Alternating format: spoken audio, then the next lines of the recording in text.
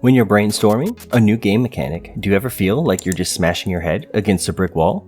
Well, let's make some lemons out of that lemonade, and at least make that brick give out coins. Welcome back, it's Winstreak, and in today's video, we're taking on the classic Mario Bros. Multi-coin brick mechanic. First up, here's a quick checkpoint for you. How familiar are you with this mechanic? Let's test our knowledge with 3 quick questions. Take your time, pause if you need to, because the answers will be coming your way in 3, 2, 1. Alright, how'd you do? If you aced it, fantastic. If not, no worries, you're in the perfect spot to level up those skills. Now, let's break down how to build this coin mechanic step by step. The first thing we need is a way to tell if our player comes in contact with the block. For this, we'll use a collision check. But not all collisions are created equal. For this mechanic to work, the collision has to come specifically from beneath the block. This means we need an extra condition to check for this interaction. The simplest way to handle this is by creating a secondary hitbox object for the block.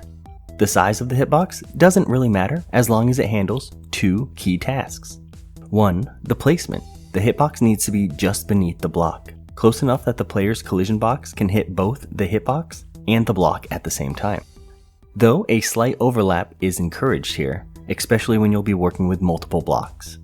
And 2. The boundaries. The hitbox needs to be below the block's bottom edge. It's perfectly fine, even encouraged, for it to overlap the block slightly.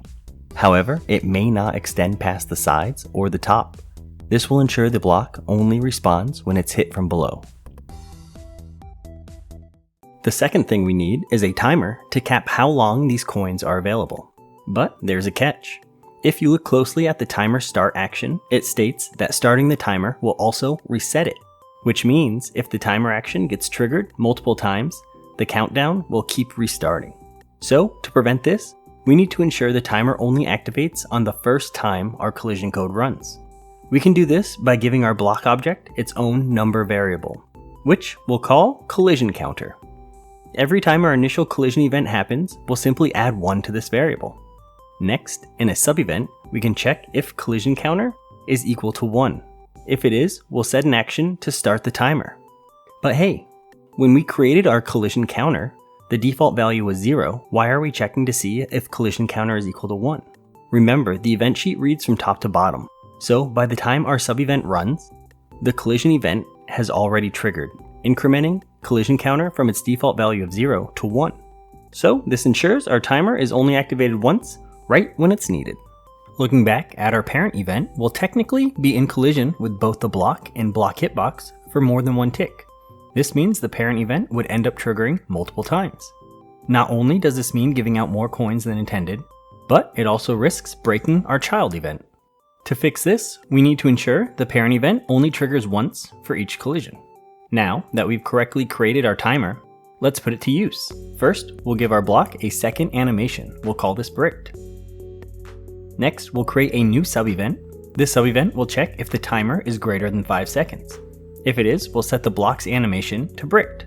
To tie it all together, we'll return to the parent event at the top and add a condition to require that the block's animation not be equal to bricked, as well as an action to add a coin. When we hit the block the first time, we'll gain a coin and start the timer.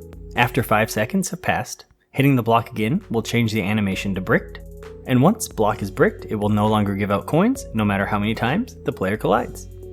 And bam, that's it. The mechanic is complete. Everything from here is just icing on the cake. You can add a sound effect, a fading coin image, some wiggle to the block, or even shake effect to the whole camera. Really make it pop. As always, a huge shout out to my amazing supporters, Don, Robcop, Anthony, and Nate. Thank you all so much for your continued support. You all rock.